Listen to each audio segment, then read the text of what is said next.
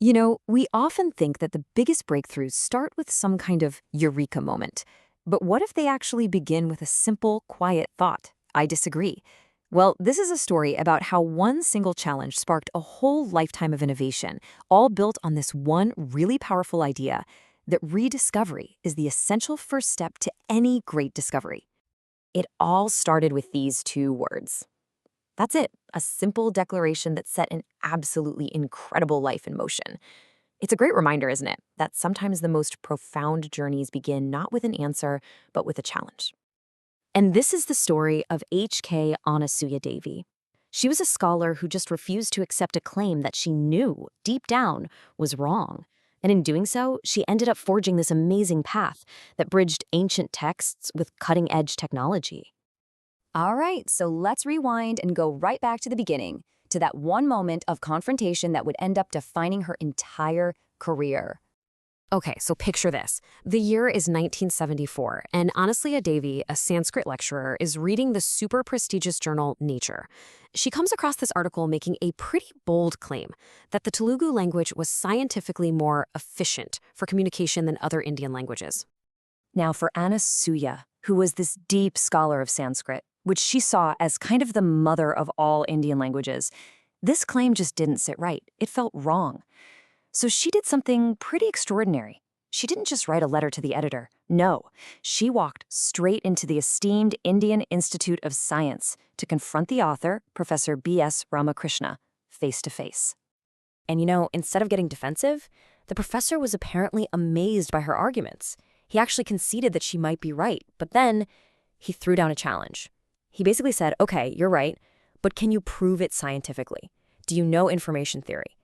He was asking her to step out of her world of arts and into the very rigorous world of science and math. So this moment put her at a huge crossroads. I mean, the traditional path, especially for a woman in her family at that time, was pretty clear. You get married, you settle down, maybe you pursue a PhD abroad later on. But this other path, the research path, was calling her name, a chance to do an interdisciplinary PhD at one of India's top institutes. She chose research.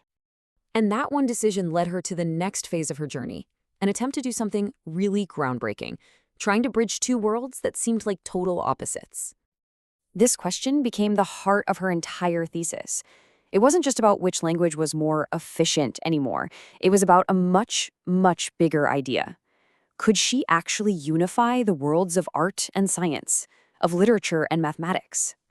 Her core idea was this really cool, kind of radical analogy.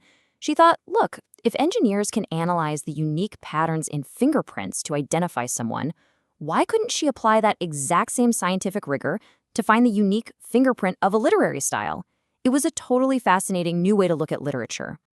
And to actually prove her theory, wow, she had to master all of these different fields. So she started combining her deep knowledge of Sanskrit literature with the hard sciences of information theory, probability, pattern recognition.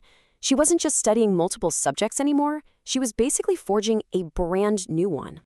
Her research was so far ahead of its time that the academic system literally struggled to keep up, which led to delays.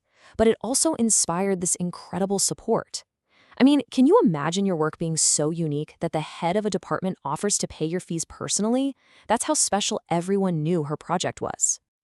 But of course, a pioneering journey like this wasn't without its struggles. This next part really gets to the emotional and, honestly, the philosophical heart of what it means to be a real innovator.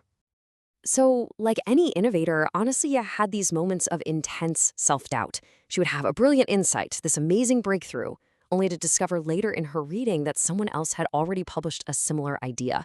That's a crushing feeling, and it made her seriously question if research was even for her. It was right then, in one of those lowest moments of doubt, that her mentor, Professor Ramakrishna, gave her the piece of advice that would change everything. He told her this: rediscovery is a prelude to discovery. He just completely reframed her whole experience. He explained that rediscovering something wasn't a failure. It was validation. It was proof that she was on the right track, that her mind was capable of making the same important connections as other great thinkers. It was like the necessary warm-up before she could make a truly original discovery.